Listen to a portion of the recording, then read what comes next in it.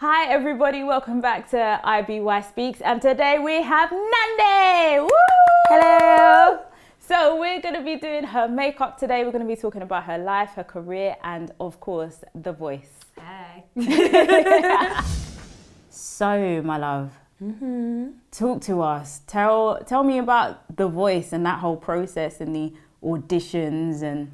Man. I think that whole process, I don't think I realised what I was getting myself into. Because I work 9 to 5 in an office and I do freelance music. So I'm like doing studio work, I'm doing functions and that kind of stuff. And then on top of that, adding on a TV process. I had zero idea.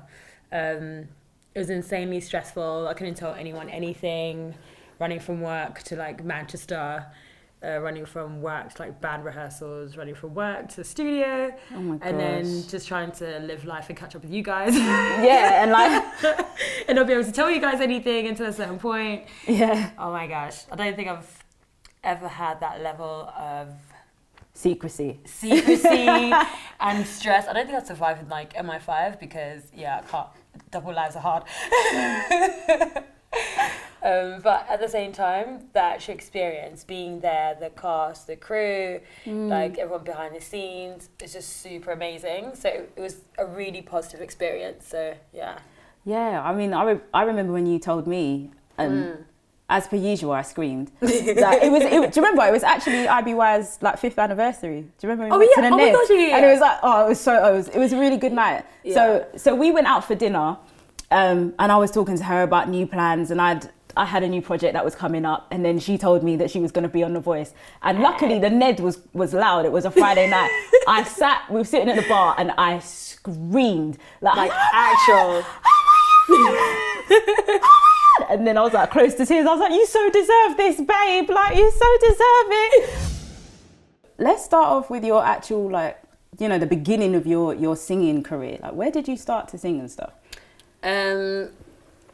With my family, like everyone sings. So for me, I didn't realise that it was a big deal. I was like, everyone sings, because my whole family can sing. I could harmonise and stuff. Like morning prayer, we get the hymns out, and like Friday night was like when the whole family get together, like sing a few hymns before we pray and stuff like that. So and then at church, like I grew up in Zimbabwe, and like in Zimbabwe, like everyone just sings, everyone harmonises, and we've got the hymn book out, that kind of vibe. And so it was just a part of everyday life. I wouldn't necessarily, at the time I didn't even think of it as something that would be as a career, I guess. But I think I was like 6 maybe, and it was like, my family always did road trips. And we're in the car, my uncle's like, this is me and my 2 cousins, and he was like, "Girls, what are you going to be when you grow up?" And he's like riding in the car, and then my cousin was like, "I'm going to be something professional. And I was like, "I'm going to be a singer." And then my uncle was like, "No, baby, a proper job, like a real job." And I was like, "Oh. A proper job? Oh. Yes. Like I said, in my family, everyone can sing, but everyone has an academic route and a traditional career. Yeah. So it was never seen as a big deal that you can sing. It's like you can sing, but you need a proper job as well. So after that, what happened? What was next? What was next was probably the thing that changed the trajectory of my life. I went to my dance teacher. Randomly saw me at the bus stop. I was just going out to hang out with my friends, and she came running towards me like, "Oh my gosh, I'm needing to give you this, but I couldn't find you all day." And it was a little leaflet for the Hackney Empire, and the artist development program that runs there has been running since like 2000, I think, and it's still running now. And at the moment, it's like a big deal, but for us, we're like in the little bullion room at the time, and it's like my first proper audition. And it was fun to Susan McKenna, who's been an artistic director there for like forever, and Orphy Robinson, who's now one of my mentors. And so she gave me this leaflet and was like, "Make sure you get there tomorrow morning." And at the time, it was like Silver Link, and I'd never been to Hackney before. I had to figure out Silver Link's trains, right? Yeah, so you can tell I don't live over that way. Yeah? East London life. Wow. Yeah, it was the first time I'd like gotten out of like the area by myself, and like me and my friend were like in our house looking for the internet routes to get to Hackney and stuff like that. And that program is where I met all the creators that I work with now, which is incredible. And if I hadn't gone there, I wouldn't have seen that people can actually make careers out of music and not necessarily being a Beyonce or a Mark Ronson or a Sting or Elton John. You can still make a career and like have multiple houses by being a musician. That just works.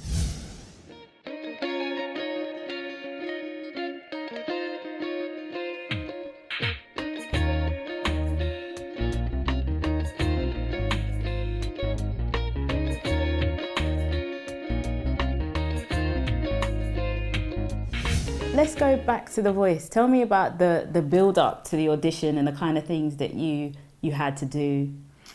So choosing a song is like the hardest part for me, I thought. And it's like going back and forth with the music team to kind of think of what would be the best song for you. And for me, it was kind of like really important to kind of stick to my guns about... I've got like a really large range of music that I'm inspired by. And the music that I'm making now is very much, it sounds very indie / alternative R&B, a bit of electronic, but my vocals always like really jazzy. So it's like a weird little amalgamation of things. And the other song that was proposed was like just a straight jazzy song. Go yeah, baby. And it's kind of really hard because I knew that I sounded great on the jazz song, but I really was like, I really want my identity to be shown, and it was a very unusual track for for someone with my background to kind of go for. And then trying to make my sound come through with that track, it was like I might not get a turn, basically. Yeah, it was a risk. It was a risk, but you knew that going in, and you were really like, you loved the song and you were on it. Yeah. Because I remember we talked about it and you know, what song are you gonna sing? What are you gonna do? And you told me the song, and I was like, really? That's what everyone said. I was like, really? What? With what you can do? And you were like, yeah. And I was like, okay. But it was one like, once I'd actually heard it and saw you do, that was the first time that I heard her do that song, that the way that she'd done it was actually at the auditions. So I was standing backstage, me and Claire were backstage, and we're watching, and there were so many screens. I was so baffled. I was looking at you, I'm looking at the screen, I'm looking at you, I'm looking at the screen. Like I didn't know what was going on. Yeah. And then I heard the song and I was like, okay, so that's how they hooked it up, all right now. So I was thinking, this is interesting. Then I got fascinated by you singing, and then I was like, trying to watch the screen. It was so much to take in, I'm telling you, like so much emotion.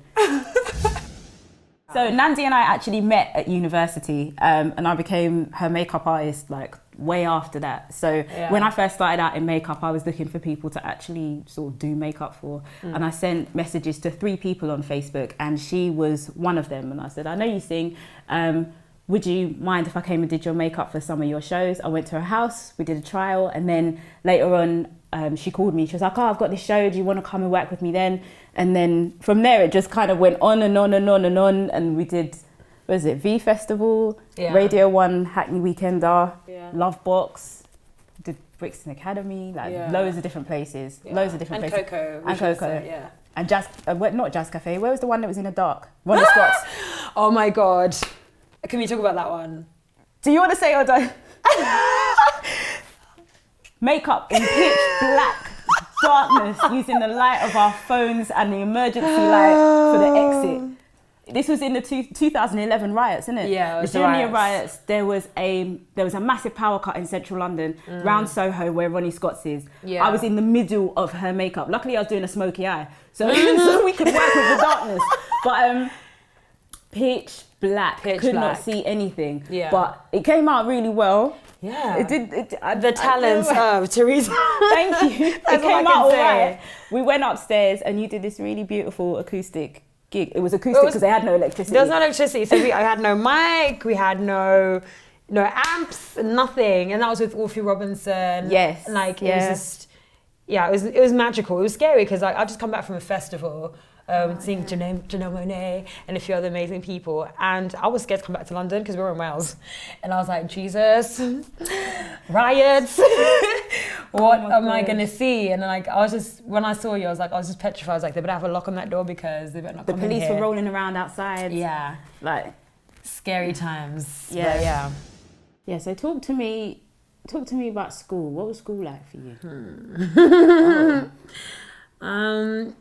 Gosh, school was interesting. We're doing a secondary school, right? Yeah.